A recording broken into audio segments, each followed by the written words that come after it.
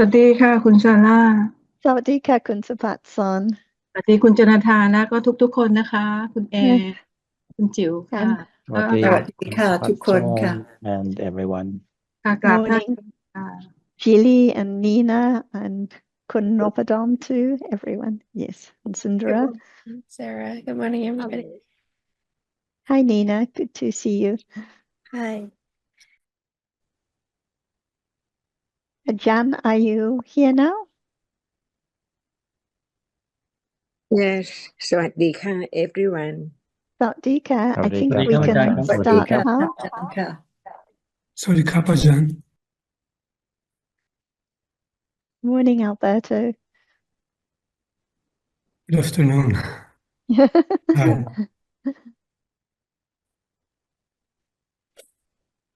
Hello, Rich. Okay, does anyone have any topic they would like to start with today? Gilly, at the end of the last session, you brought up a topic. Would you like to start with it today? Then we can be sure we won't run out of time. Sarah, I can't remember what that was. So, but I could bring up another one, which is that this morning I was reading this little book and I was reading about the Eightfold Path. And it's basically saying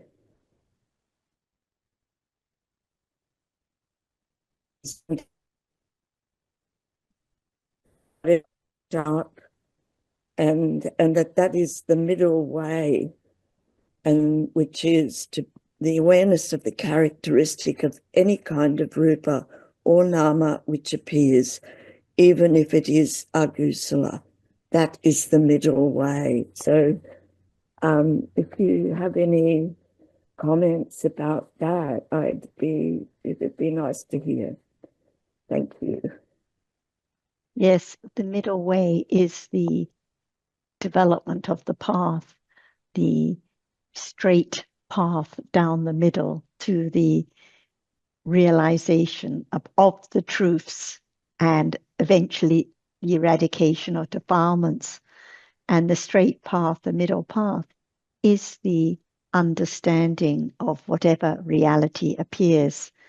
It has to, in the beginning, be intellectual understanding, pariyatti understanding, to carefully consider and reflect on and understand different namas, different rupas as dhammas, as anatta, not I, not something. And it's only this careful considering and reflecting about different realities, different namas, different rupas, that leads to the direct understanding of those realities and eventually the realization of those dhammas, the clear understanding of them. So the middle way is actually what is happening now, the careful considering and reflecting, the beginning to understand what is true, what is right, no one there, no one to follow a practice, nothing to be done, but whatever appears now, no matter it's anger or boredom or seeing or hearing, what is heard, pleasant feeling, unpleasant feeling, no selection at all, just whatever is apparent now. And I'm sure Ajahn will be glad to add more about the middle way as well, because it's a very important topic. Yes, and I could just add a brief word before Ajahn speaks also. Middle in the sense of neither of the two extremes of asceticism on the one hand and sensual indulgence on the other. People have various beliefs about what is the way, the path to enlightenment or whatever goal they have in mind. A lot of people think that asceticism is part of that, that is to say, deprivation of the senses, and so forth, following a certain ritual or practice. But other people think that you don't have to do anything like that, and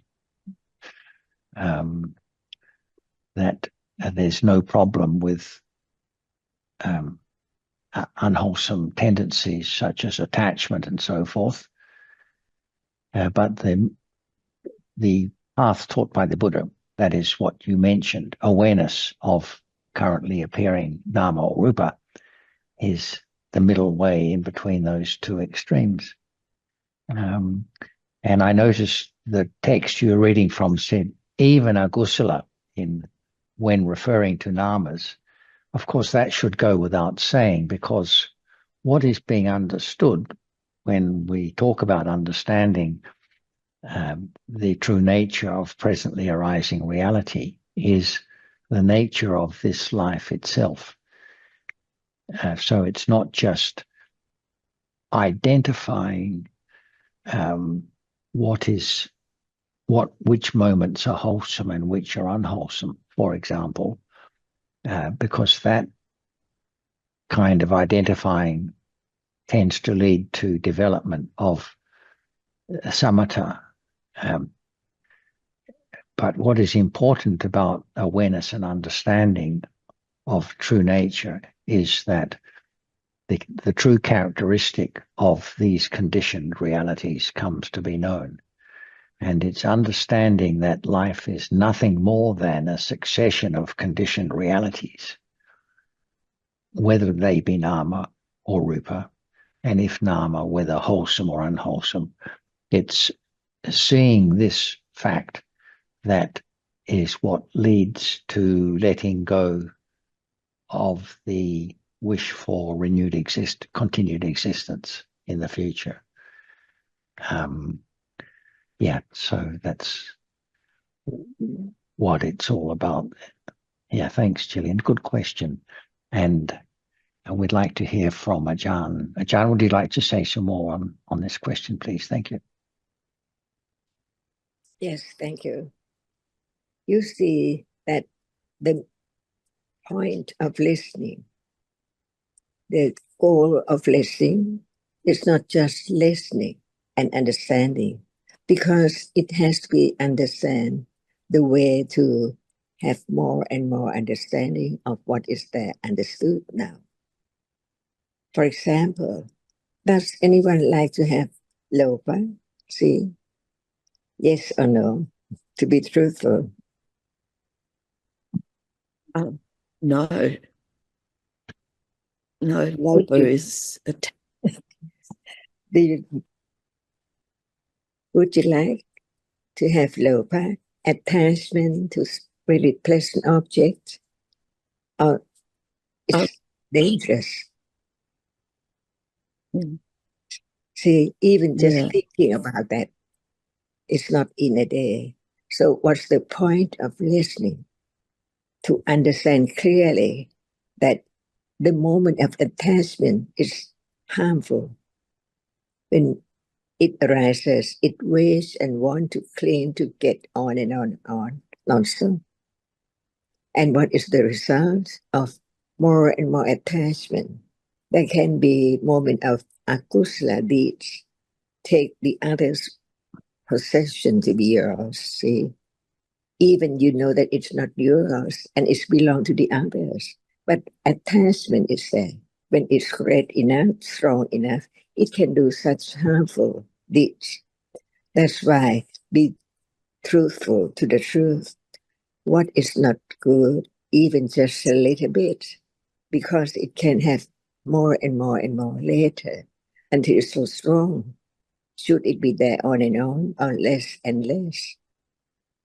Without understanding the way or the path, having less lopa, having less dosa, there must be the understanding of the truth. Otherwise, who can see the danger of lopa and the danger of dosa and the danger of all kinds of akusa? That's why begin to be truthful from moment of hearing about the words of truth. Everyone has lopa, not just so slight, but so strong. Very, very strong in a day, from moment to moment in a day. Lopa is there, attached to that which appears, that which is seen, heard, and so on, all day, every day. So it has to be more and more unknowingly. But in order to get it or to eliminate it until it's completely, ultimately eradicated, never to arise again, is that better than have it more? They begin to understand the danger of attachment, because not understanding that even that which is attachment is conditioned to arise. Why sometimes it's dosa and why sometimes it's loba. See, because of ignorance, not understand the truth of what is there at all. So begin to understand what is the ultimate truth of each moment. Otherwise, there cannot be any reality which can eliminate attachment at all. Just cling to the delicious food and so on. See, each meal, see, that's why understand what is true and what is useful is the best thing in life. To understand the danger. So the understanding the danger of akusala, gradually letting go attachment to that, because attachment condition the wholesome deeds and speech little by little. So the middle way is not to have loba or dosa only by way of understanding ignorance, which is there as the base for all kinds of akusala and also kusala, any life, no matter what kind of life. See, that's why we learn to understand the truth, and only the truth. Understanding no one at all, because what arises is conditioned to arise right now. Without hearing each word about it, careful considering, can there be a little more understanding of the danger of life? It's just conditioned to arise and falls away, never to arise again in samsara. Only what is there now is conditioned to arise and gone, never to return. Each moment, eons and eons ago. So the reality, which we call it citta, the chief of experiences, what is there now experienced. It has arisen and fallen away eons and eons ago until now, this moment, and on and on and on, without any understanding of actually there is nothing, not anyone, not anything, because what is there now gone, never to arise again. Is that true? Yes. That's why we learn to understand the truth of each moment as it is, a moment of conditioned reality appearing and disappearing. And there must be a reality which experience what is there now appearing. For example, there is now, it seems like it's something all the time, a chair, but in truth, if it's not seen, how come? And what is seen is just a dot which impinge on the eye base. Condition a moment of seeing to arise just to see and gone. No bed, no curtain, no one, no thing at all. Is that true? Just the word of what is conditioned to arise and fall away, never to return at all. To be truthful to the truth is the beginning of understanding what is there as it is. No one can change it, because actually what is there is conditioned. Seeing, hearing, it's not mine or anyone or anyone's at all. It's gone, never to arise again. That's why learn to understand the moment of what is there, to understand the truth of it gradually from hearing the word about the truth, no matter what. It can be learned, it can be studied, it can be understood. That is just a conditioned condition, a reality. No one and nothing at all. And this is the first round of realizing the truth, little by little, until it appears as it is, as one reality appearing now. There can never be many realities appearing together in a moment of experiencing. There must be only the object which is experienced, only one. So how many unknown objects, ignorance about what is there, taking that is gone, but it still keep on appear as something by way of nimitta, the shape and form, from one dot to another dot, from moment to moment, as someone and something. See, the more understanding of the truth, it's the moment of letting go. So very slightly, secretly, subtly, see, of the idea of self. Thinking before we have discussion, they can be thinking about this and that, what has been learned, nama and rupa, just the word. But the truth is that it represents what is there now, to be known from moment to moment. So now, what is there now? To be truthful to the truth, Satya Barami, to understand whether what has been heard conform with this moment, the truth of it. Right now, the truth of it. Right now, what is there?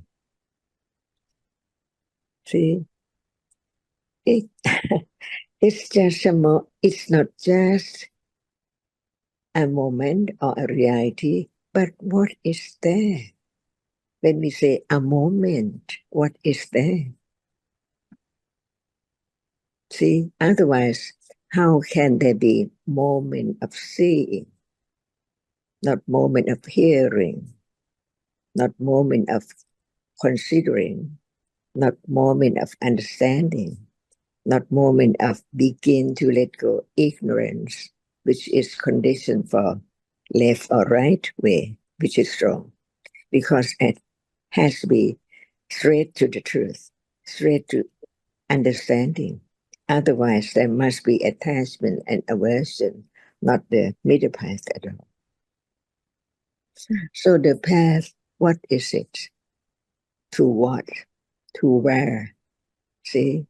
To misunderstanding or to understanding?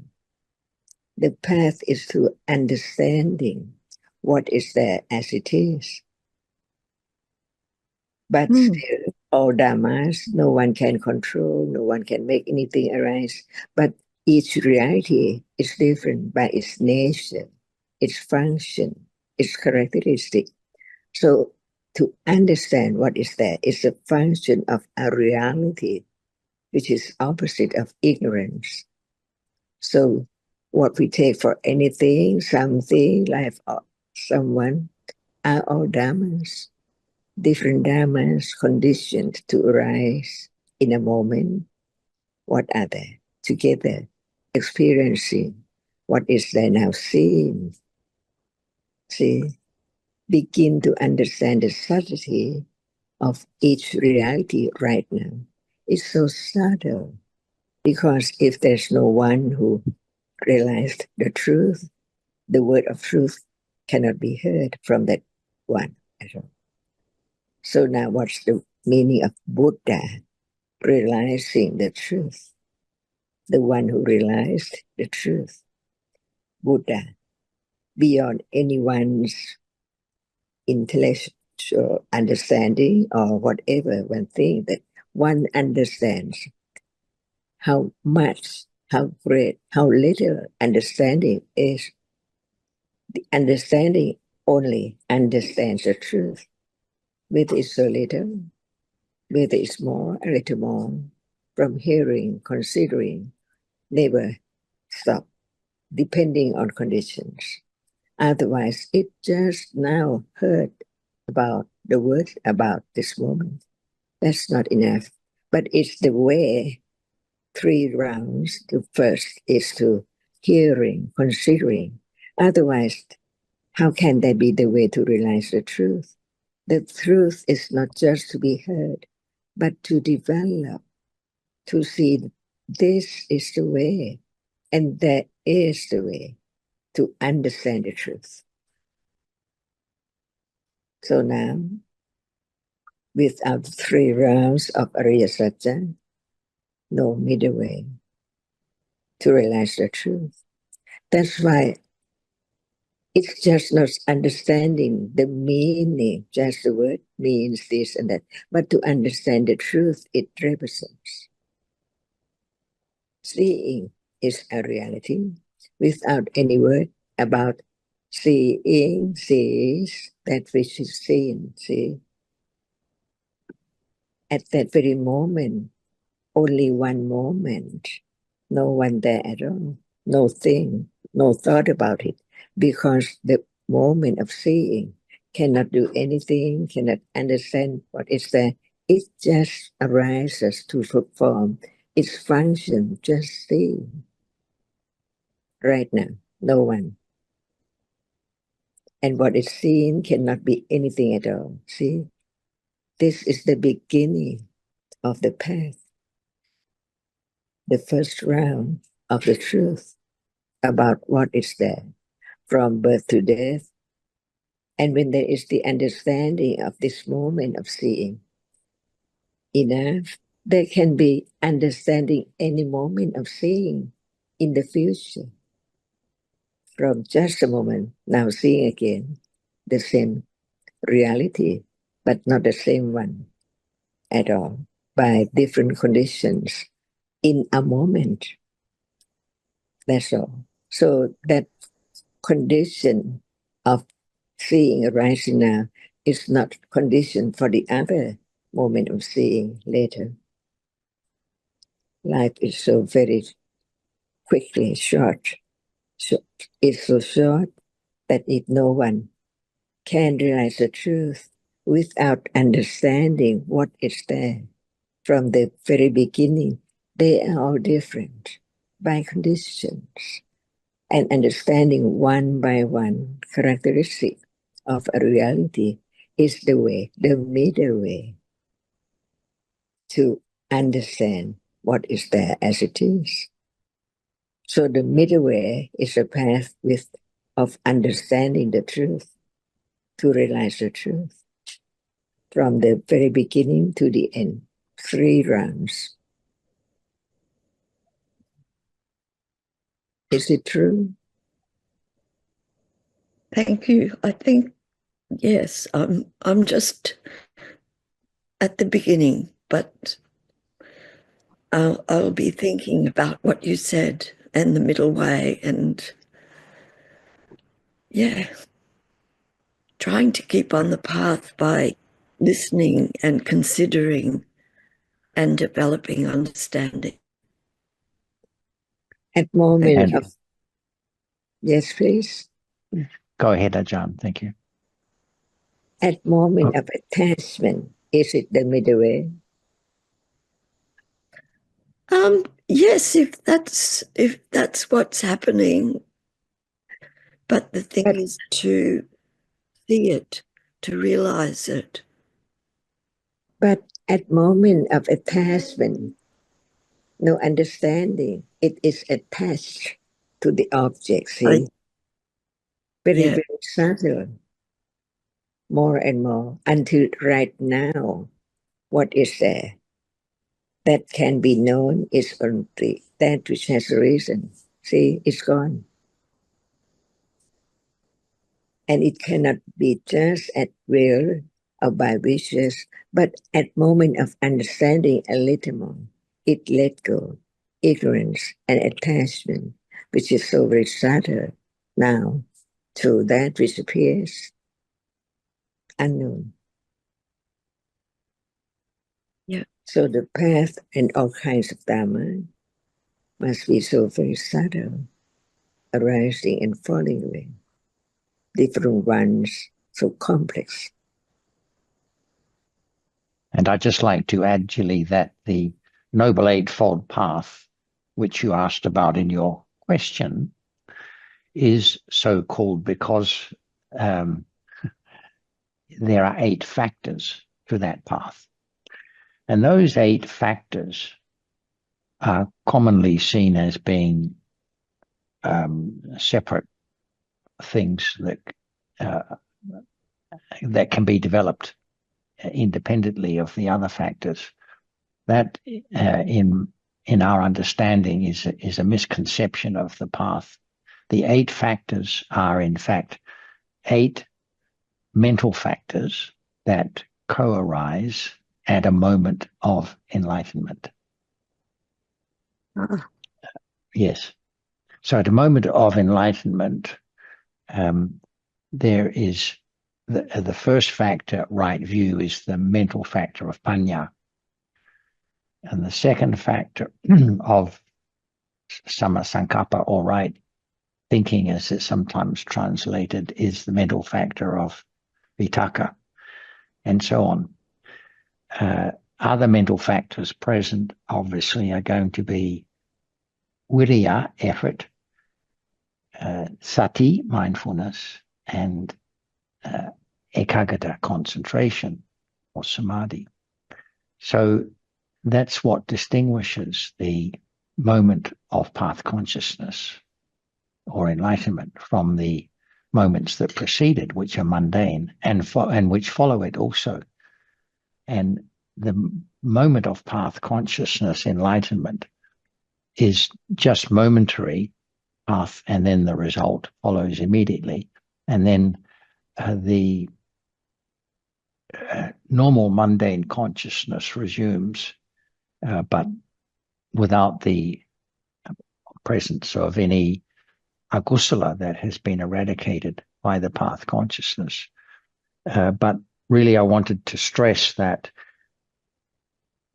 they are not separate disciplines to be practiced and developed independently. I know you do quite a bit of reading around your Dhamma study, and you'll find that sentiment comes across in quite a lot of what one reads. But it's not helpful because people get the idea of practicing to develop one or other of those path factors.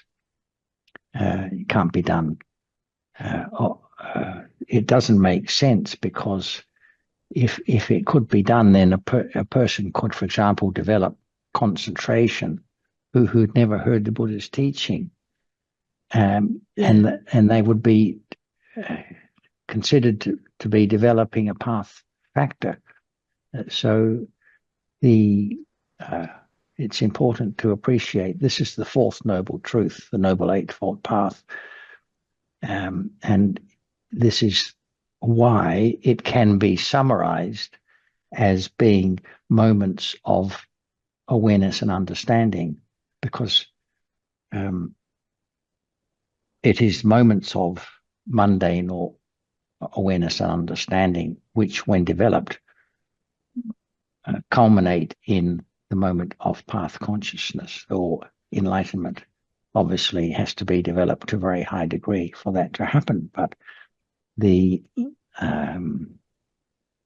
development of the path begins now with any awareness and understanding that may arise by conditions of any reality, any conditioned reality that is appearing. And so that's why we talk about seeing and visible object, hearing and sound, and so on, and seeing them as they truly are. Thanks.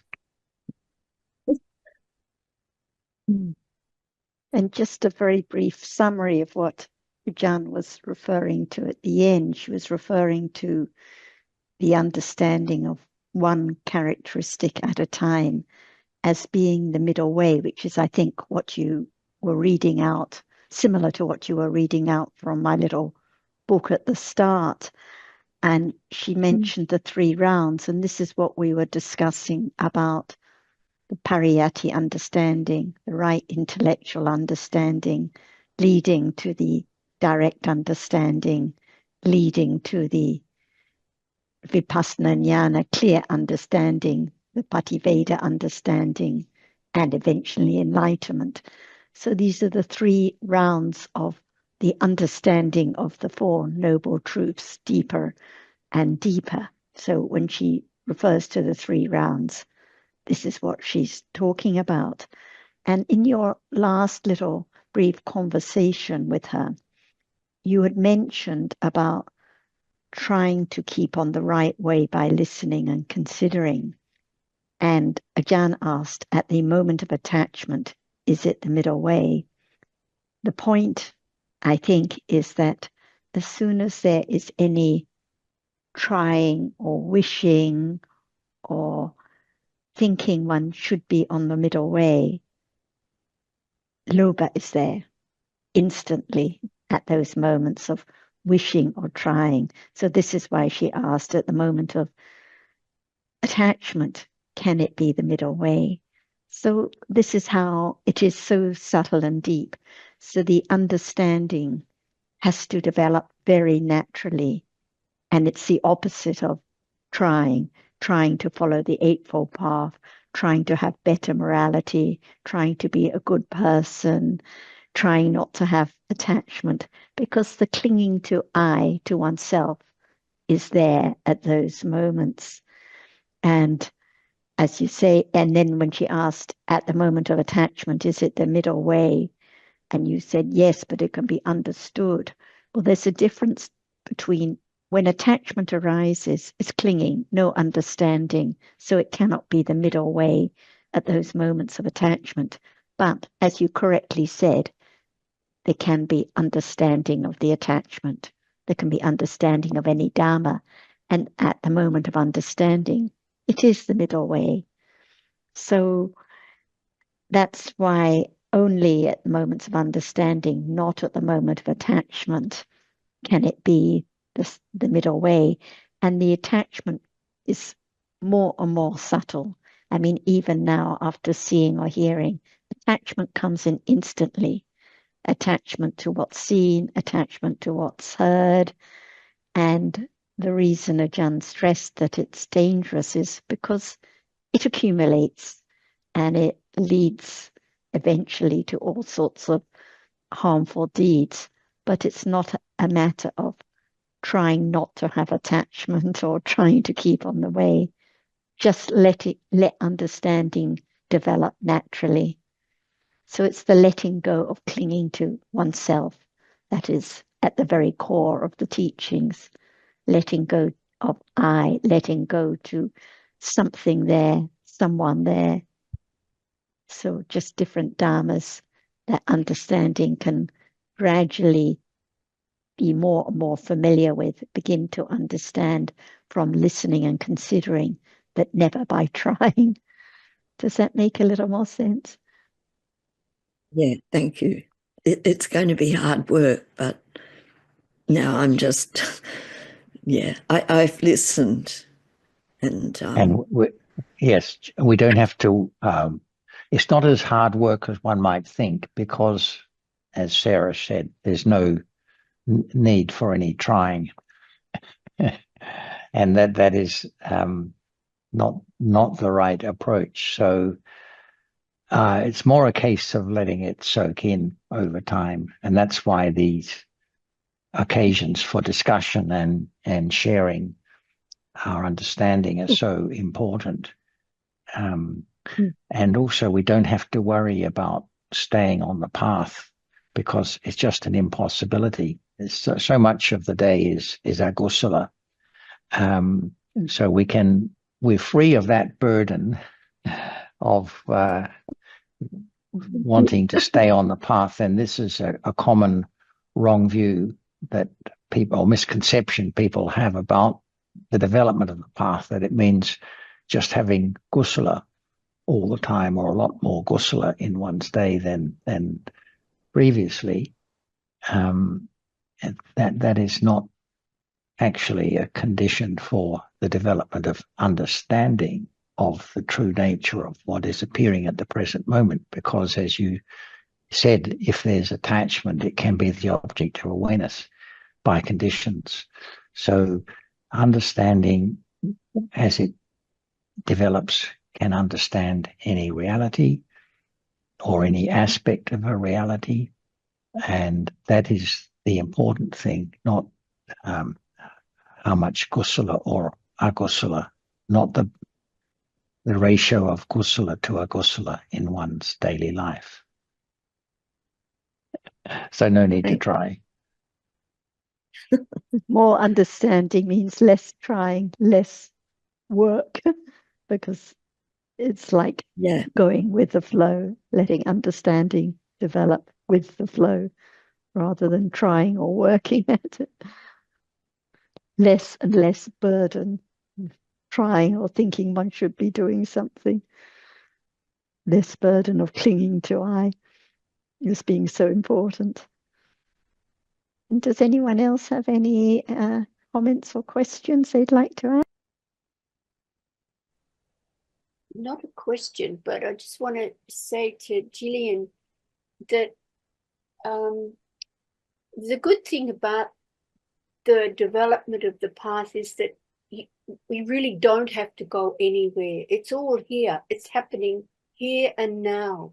There's no having to look for anything, because it's all around us. Every single moment there's something that can be known. And so, yeah, even the bad things can be known. The agusala needs to be known, as a matter of fact. But I think that's the beauty of this path, the Buddhist teachings, that we don't have to go anywhere. We are here. It's here and now. It needs to be known.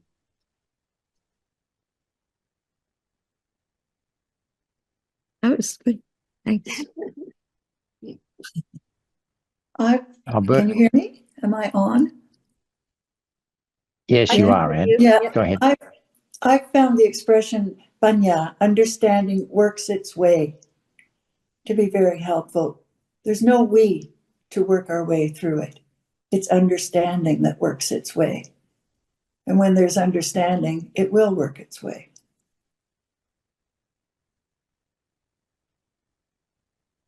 And the others, Anne, are just working their way as well. Yes, very, very, yes, thank you. But they all work their way. Yeah, that's a good comment. Thank you. Yes, both good comments.